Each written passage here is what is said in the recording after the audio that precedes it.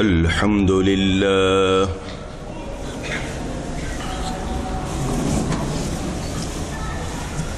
الحمد لله رب العالمين والعاقبة للمتقين والصلاة والسلام على رسوله سيد المرسلين رحمة للعالمين شفيع المذنبين سيد الأولين والآخرين سيدنا ومولانا محمد رسول رب العالمين وعلى آله وصحبه أجمعين. أما بعد فأعوذ بالله من الشيطان الرجيم. بسم الله الرحمن الرحيم. قل بفضل الله وبرحمته فبذلك فليفرحوا هو خير مما يجمعون. صدق الله العلی العظیم. محبت کے ساتھ ایک مرتبہ دروشی پڑھ لیجئے. اللهم صل على سيدنا ومولانا محمد معدن الجود والكرم وآله وصحبه وبارك وسلم. الصلاة والسلام عليك يا رسول الله. الصلاة والسلام عليك يا حبيب الله. الصلاة والسلام عليك يا رحمة للعالمين وعلى آلك وأصحابك يا شفيع المذنبين. حمد و صلاۃ کے بعد تمام اہل ایمان کو اسلام کی پہلی اور کائنات کی سب سے بڑی عید عید میلاد النبی صلی اللہ علیہ وآلہ وسلم مبارک ہو. اللہ تعالیٰ کا شکر کہ اس نے یہ دن ہمیں پھر عطا فرمایا، اس کو منانے کی توفیق دی. یہ بلا شبہ سب سے بڑی عید ہے اور باقی ساری عیدیں اسی عید کا صدقہ ہیں. آج پاکستان میں جمعہ کا دن بھی ہے، جمعہ بھی عید ہے اور عید میلاد النبی، تو دو عیدیں جمع ہو گئی ہیں. اللہ تعالی ہمیں اس کی برکات عطا فرمائے. میں نے گزشتہ جمعے میلاد پر جو لوگ کلام کرتے ہیں، اعتراض کرتے ہیں، ان سب کے جوابات پیش کیے تھے. گزشتہ رات شب میلاد میں نے نبی کریم صلی اللہ علیہ وسلم کے اسم مبارک محمد صلی اللہ علیہ وسلم کے بارے میں کچھ گفتگو کی اور ذکر میلاد کیا. اس موقع پر بھی کچھ باتیں انشاءاللہ آپ تک پہنچاؤں گا. اللہ تعالیٰ سے دعا ہے وہ مجھے حق بیان کرنے ہم سب کو حق سن کر اس کو قبول کرنے، اس پر عمل کرنے اور اس پر قائم رہنے کی توفیق عطا فرمائے۔ آج اس پرفتن دور میں، نفسا نفسی کے اس دور میں، بھیڑ چال کے اس دور میں، الیکٹرانک میڈیا کی برق رفتار تیزی کے اس دور میں، مسلمانوں کو روحانیت سے دور کرنے کی جتنی سازشیں ہو رہی ہیں، اگر ہم نے اپنی ایمانی قوت سے ان کا مقابلہ نہ کیا تو یہ سازشیں، یہ یلغار ہمارے ماحول کو آلودہ کر دے گی، اور ہم لوگ پہلے ہی مادیات میں، مادی چیزوں میں دھسے ہوئے ہیں، اور زیادہ روحانیت سے دور ہو جائیں گے۔ تو ضروری ہے کہ ہم اپنے ایمانی تقاضوں کو اہمیت دیں۔ ہمیں معلوم ہونا چاہیے کہ ہمارے ایمانی تقاضے کیا ہیں اور ہمیں ان کو کس طرح ادا کرنا ہے۔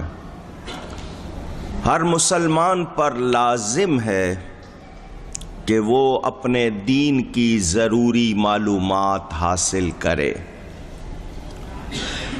بھیڑ چال سے کام نہیں چلے گا، خود ضروری بنیادی باتیں ہر ایک کو سیکھنی چاہیے اور سیکھ کر ان پر عمل کرنا چاہیے، اور دشمنوں کو، مخالفوں کو جواب دینا چاہیے، ان کا راستہ روکنا چاہیے۔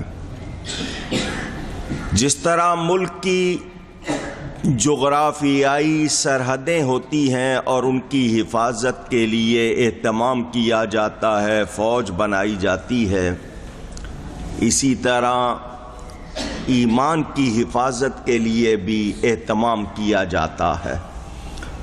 اگر وہ نہ کیا جائے تو غیروں کے حملے ہمارے ذہنوں کو پراگندہ کر سکتے ہیں۔ اللہ کا شکر ہے کہ ہمارے درمیان علماء، مشائخ موجود ہیں، مگر ہمیں اپنی اولاد کو، اپنی عورتوں کو، بچوں کو دین سے وابستہ کرنا ہے۔ تو سب سے پہلی چیز کہ ہمیں معلوم ہو ہمارا عقیدہ کیا ہے، پھر ہمیں خود بھی اور اپنے بچوں کو جو چیز سب سے زیادہ سکھانی ہے وہ نبی کی محبت سکھانی ہے۔ اس کے لیے نبی پاک صلی اللہ علیہ وسلم کی سیرت طیبہ کا مطالعہ، کہ ہم اس کو پڑھیں، سنیں اور اپنے گھر والوں تک پہنچائیں اور ان کو بتائیں کہ یہ سب سے بڑی نعمت ہے جس کو حب رسول کہتے ہیں۔ نبی کی محبت وہ سرمایہ ہے جو دنیا میں ہی نہیں، آخرت میں بھی، قبر میں بھی، حشر میں بھی ہمارے کام آئے گا۔ میلاد النبی مناتے ہوئے ہمیں یہ یاد رکھنا ہے کہ ہم نے کوئی ایسا کام نہیں کرنا جس کی شریعت یا سنت اجازت نہیں دیتی۔ شریعت میں جو جائز ہے وہ ہرگز کسی کے کہنے سے غلط ہو سکتا نہیں۔ اللہ تعالیٰ ارشاد فرماتا ہے، قل، اے میرے حبیب آپ فرما دیجئے۔ یہ ترجمہ میں نے کیا ہے۔ قرآن کریم کے ترجمے جو چھپے ہوئے ملتے ہیں ان میں لکھا ہوگا تم کہہ دو۔ یہیں سے فرق سمجھ لیجئے، اندازہ کر لیجئے۔ تم کہہ دو اے میرے حبیب آپ فرما دیجئے۔ کچھ فرق محسوس ہو رہا ہے؟ یہی سمجھنا ہے، اسی کا احساس کرنا ہے۔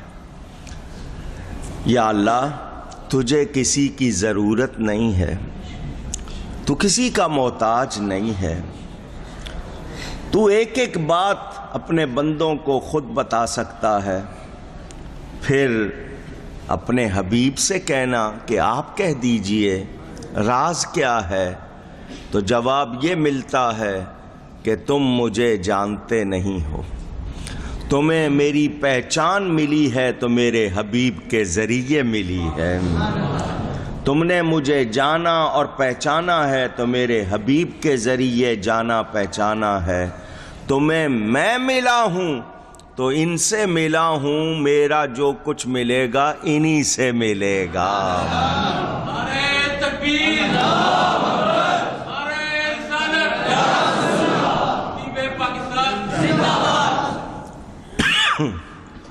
میرا یہ جملہ جن لوگوں کو یاد ہے، کیونکہ بہت کہتا رہتا ہوں کہ ہمیں جس بارگاہ سے رب ملا ہے اسی بارگاہ سے سب ملا ہے۔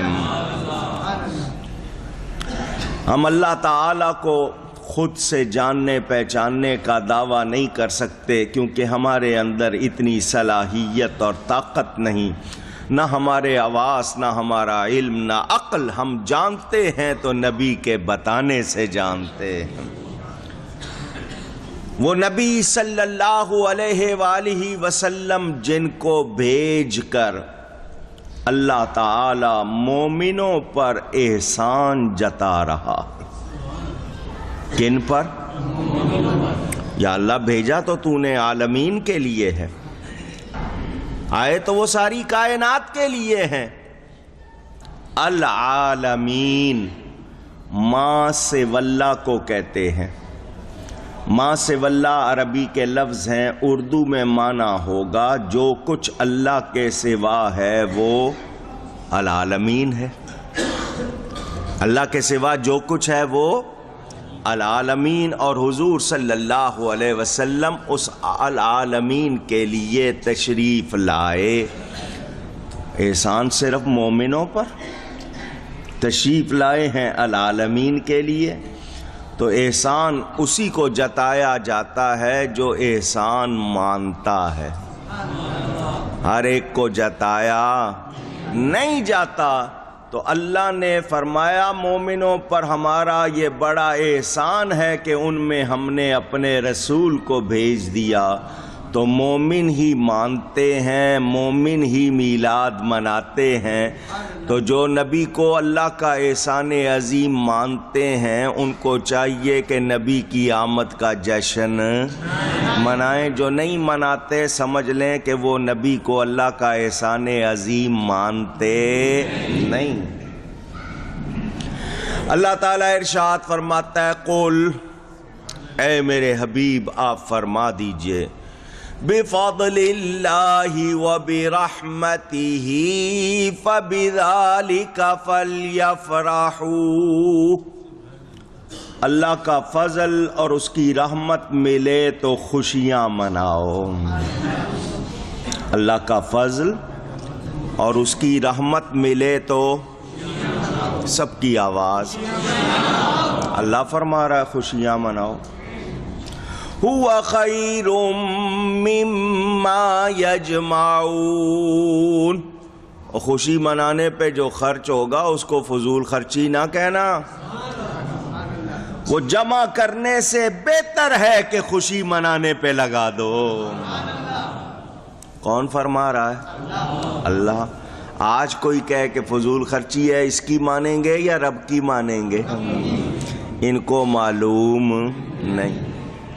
نبی کے لیے نیکی کے لیے خرچ کرنا فضول خرچی نہیں، وہ پیسہ بہت اچھا ہے جو ان نیکیوں میں لگ جاتا ہے۔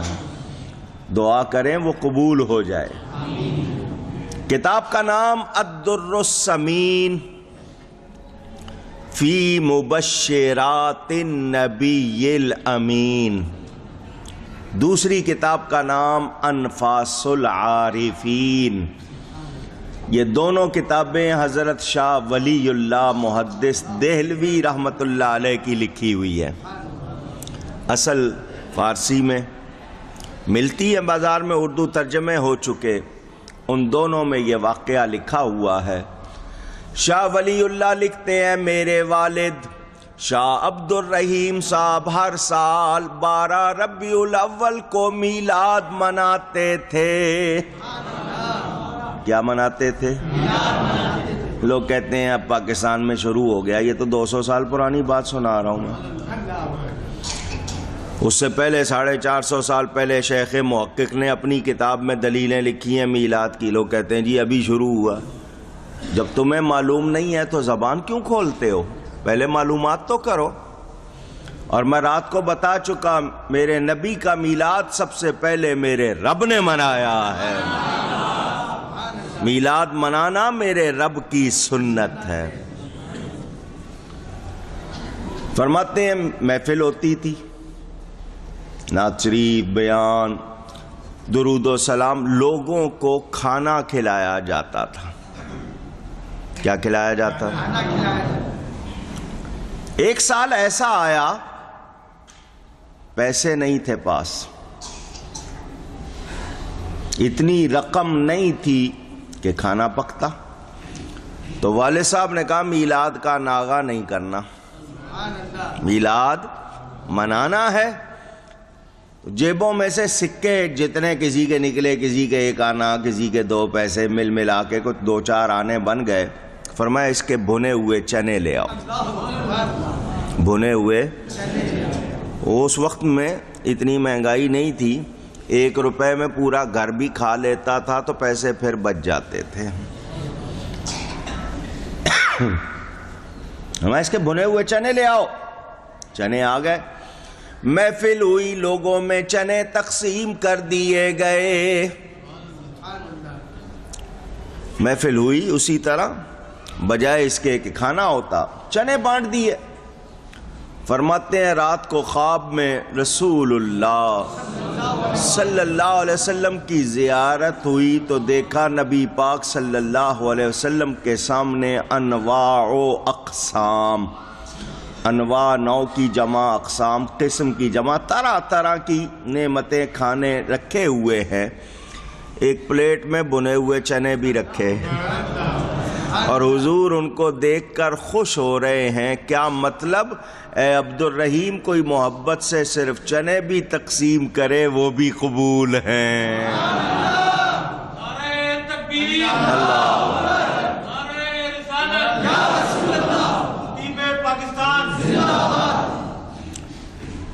یاد رکھنا خوشیاں منانے کا حکم رب تعالی نے دیا ہے.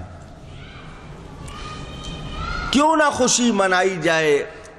آپ کو نوکری مل جائے خوشی مناتے ہیں، عہدہ مل جائے خوشی مناتے ہیں، اولاد مل جائے خوشی مناتے ہیں، مکان مل جائے خوشی مناتے ہیں. کوئی چراغاں کرتا ہے، کوئی محفل سجاتا ہے، کوئی کھانے پکاتا ہے، کوئی کیا کرتا ہے. کبھی کسی نے فتویٰ دیا؟ پوچھ رہا ہوں. کوئی پوچھنے گیا یہ فضول خرچی ہے یا جائز ہے؟ پوچھ رہا ہوں.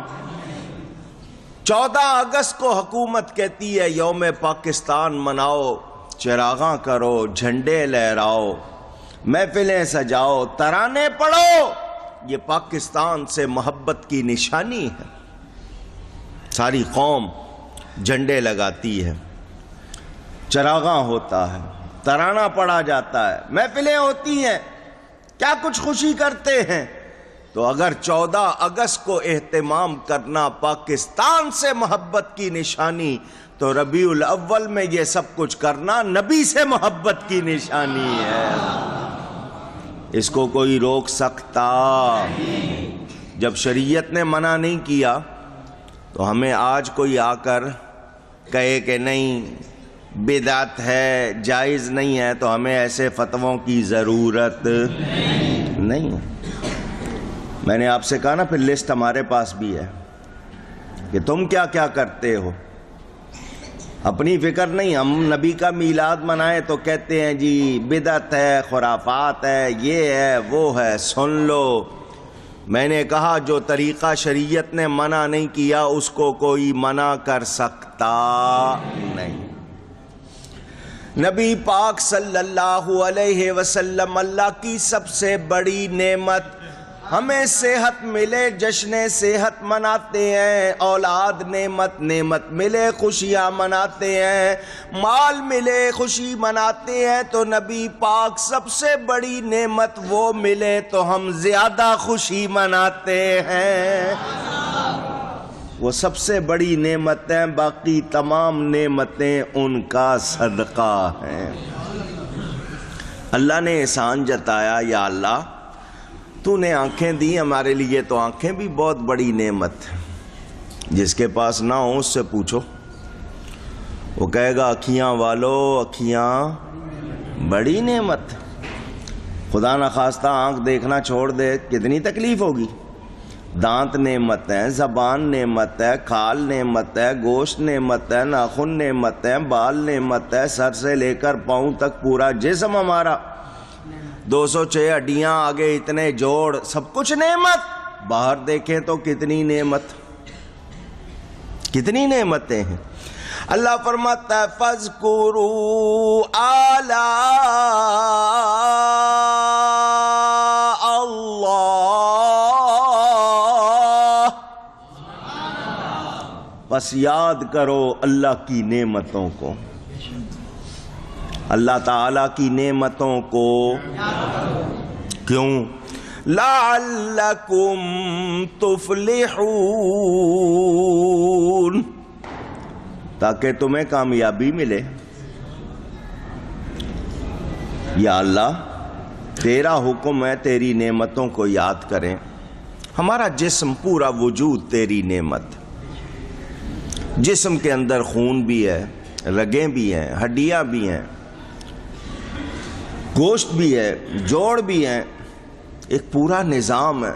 کتنے کروڑ کارخانے انسان کے جسم میں لگے ہیں پوچھو، سائنس والے بتاتے 10 ملینز فیکٹری، 1 ملین 10 لاکھ کا، 10 ملین کا مطلب 1 کروڑ، 1 کروڑ کو 10 لاکھ سے آپ ملٹی پلائی کریں،